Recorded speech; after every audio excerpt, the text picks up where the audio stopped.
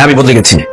আমি বদলে গেছি আমার দায়িত্বের জন্য, আমি বদলে গেছি আমার পরিবারের জন্য, তোমাদের সবাইকে ভালো রাখার জন্য। মানে? আগে তুমি সবসময় আমাকে বলো, বিয়ের আগে সারাক্ষণ আমি তোমার পিছন পিছন ঘুরতাম, তোমাকে দেখার জন্য চোরের মতো তোমাদের বাসায় পর্যন্ত গিয়েছি।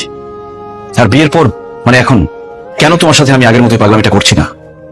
বিয়ের আগে আমি শুধু একজন প্রেমিক ছিলাম, আমার কোনো দায়িত্ব ছিল না, অফিস ছিল না, বস ছিল না, বাসা ভাড়া ছিল না, বউ ছিল না, এমনকি বাবা মায়ের চিকিৎসা খরচ পর্যন্ত চালাতে হতো না।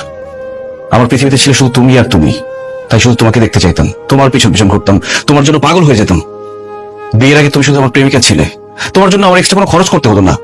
কিন্তু বিয়ের পর তো তুমি আমার বউ, তোমার ভরণ পোষণ, তোমার দায়িত্ব, তোমার থাকা খাওয়া সবকিছু দায়িত্ব আমাকে দিতে হচ্ছে। আমাদের বাসা ভাড়াটা এখন আমাকে দিতে হয়, আমার বাবা মায়ের চিকিৎসা খরচ আমাকে দিতে হয়। আর এই সংসারের পুরো দায়িত্বই তো এখন আমার। আর আমার চাকরি আছে, সেখানকার কাজটাও তো আমাকেই করতে হয়। আখি, বসের মন জুগিয়ে চলতে হয়। তুমি সবসময় আমাকে বলো না আমি তোমার পাশে শুয়ে থাকি, কিন্তু তারপরে তোমার সাথে হাসি মুখে কেন কথা বলি না? কারণ আমি তখন চিন্তা করি, আমি ভাবি যে আমার বউটার মুখে সবসময় হাসি কিভাবে ধরে রাখতে পারবো। ওই দিন তুমি সাজগোজ করে নতুন শাড়ি পরে আমার সামনে এসেছিলে, আর আমি তোমার প্রশংসা করিনি বলে তুমি আমার উপর রাগ করেছো। কিভাবে আমি তোমার প্রশংসা করবো? আমি তো তখন ভাবছিলাম যে আমি কিভাবে আমার বউকে আরেকটা নতুন শাড়ি কিনে দিতে পারবো, কিভাবে আমার বউটা সবসময় সাজগোজ করে থাকতে পারবে, সেটা নিয়ে ভাবছিলাম। আমি প্রশংসা করতে পারিনি এই জন্য। আমি 9টা থেকে 5টা পর্যন্ত অফিস করি, মাঝে মধ্যে এক্সট্রা কাজও করি। অফিসে বসের সাথে কথা বলে, কলিগদের সাথে কথা বলার পর আর কথা বলার মতো কোনো শক্তি থাকে না আমার, তাই এসে আমি শুয়ে পড়তে চাই। আখি, দিন শেষে আমিও মানুষ, আমি রোবট না। আমিও ক্লান্ত হই, আমার ঘুম আসছে, আমার ঘুম আসতে ইচ্ছে করে। তুমি সবসময় বলো না কেন আমি কাজকে সবসময় প্রাধান্য দিই, বসকে সবসময় প্রাধান্য দিই? আমার বসকে যদি আমি প্রাধান্য না দিই, আমার চাকরিটা চলে গেলে আমি তোমাদেরকে কোথায় রাখবো, কি খাওয়াবো?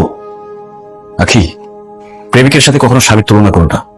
একজন প্রেমিকের কোনো দায়িত্ব নেই, সে অনেক কিছু করতে পারে, কিন্তু একজন স্বামীর মাথায় তার স্ত্রী, তার সংসার, তার বাবা মা সবকিছুর দায়িত্ব থাকে। আর একজন স্বামী নির্দিষ্ট একজন মানুষকে খুশি করার জন্য চাইলে অনেক কিছু করতে পারে না।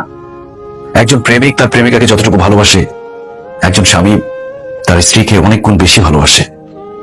কিন্তু সেই স্বামীটা তার স্ত্রীকে তার ভালোবাসা প্রকাশ করতে পারে না, এমনকি বাবা মাকেও তার ভালোবাসা প্রকাশ করতে পারে না।